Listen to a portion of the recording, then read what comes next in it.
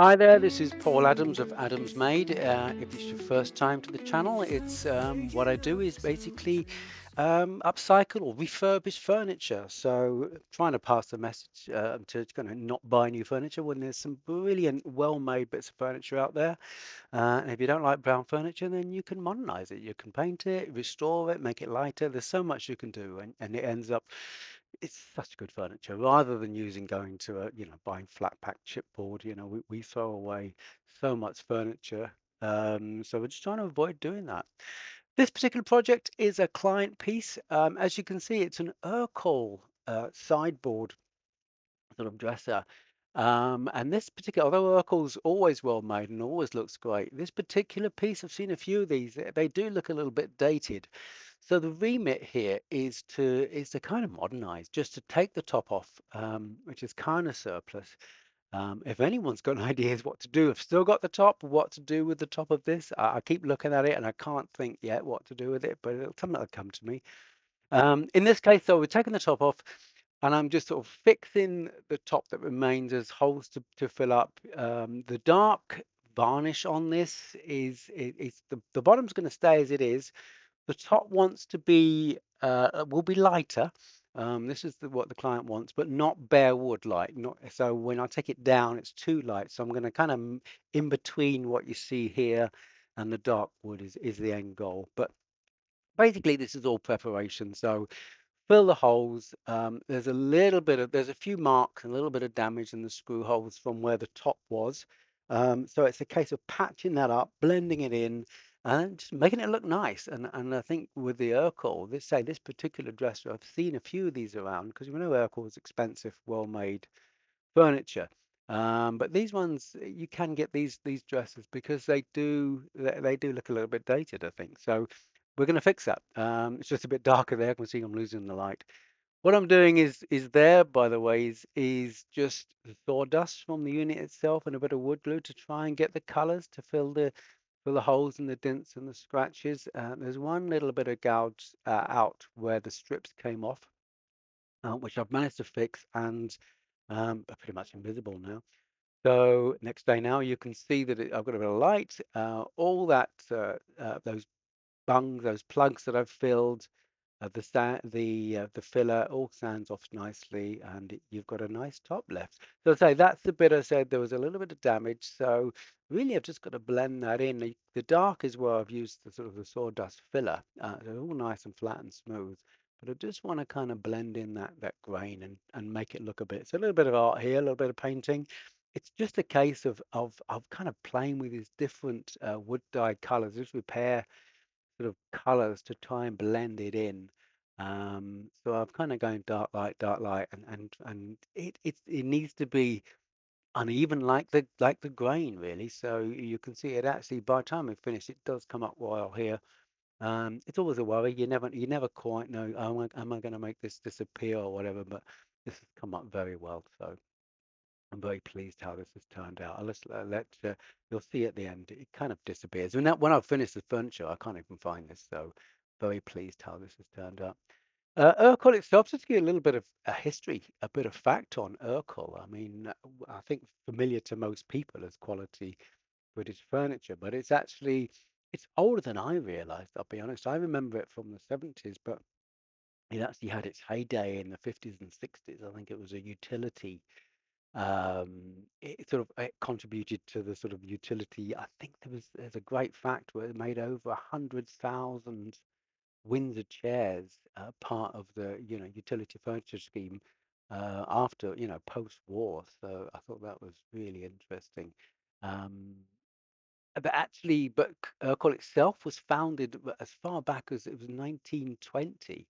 It was an Italian-born designer, Lucian Ercolani was his name, and he was in Buckinghamshire at the time, so it's renowned as British furniture, but as I say, it was originally an Italian-born designer.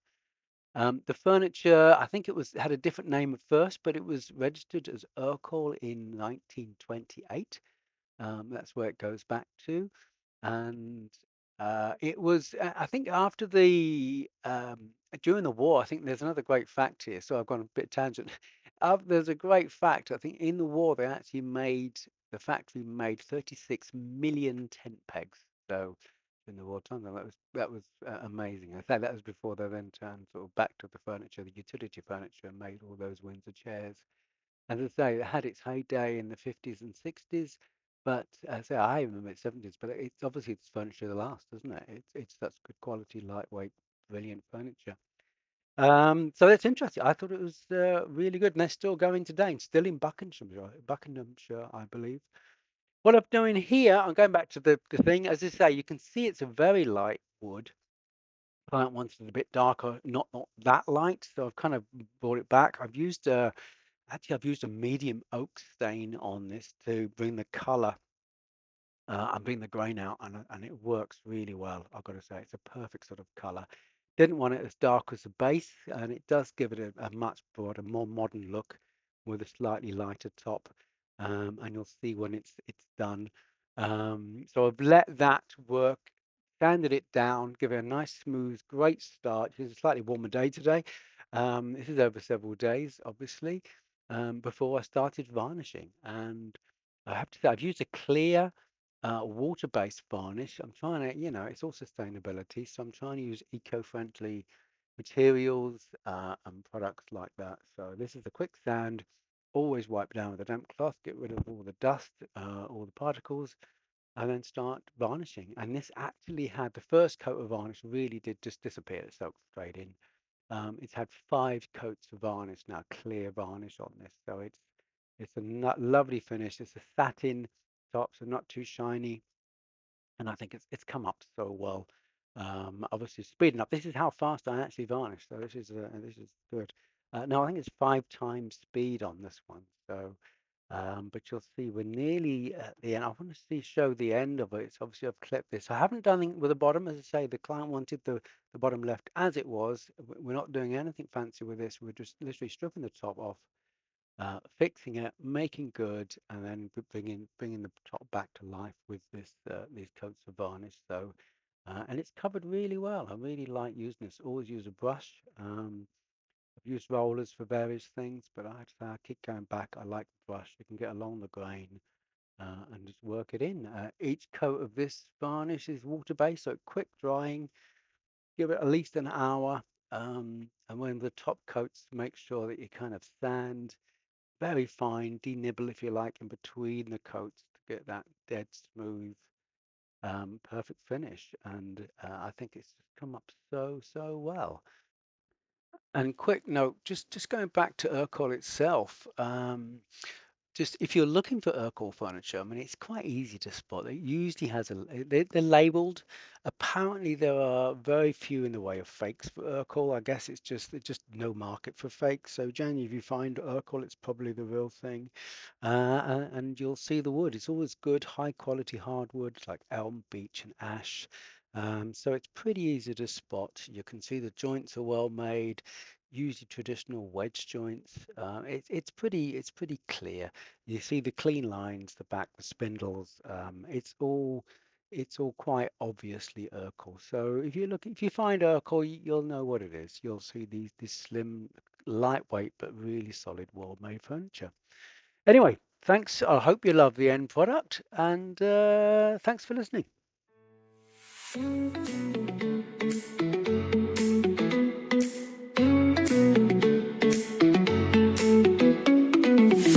Waking up to dreams, colors fade and blend,